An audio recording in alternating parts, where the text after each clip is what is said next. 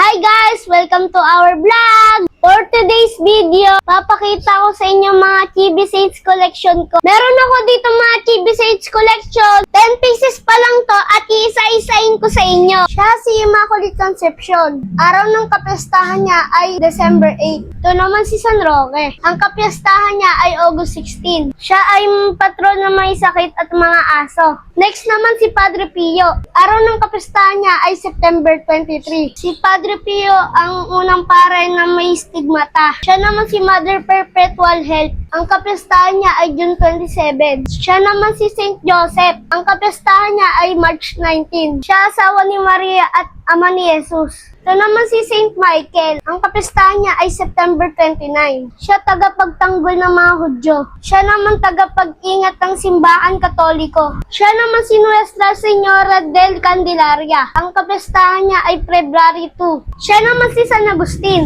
August 28 naman yung kapistahan niya. Last naman si Dolores de Turumba. Araw ng kapistahan niya ay September 15. Siya yung imaheng ng Birhen ng Maria at bilang ina ng 7 aapis. Ayan guys, yung mga Chibi Saints collection ko. Soon madadagdagan pa to. Dito ko na tinatapos ang aking vlog. Don't forget to like, share, and subscribe. Yun lang guys. Thank you for watching. Bye!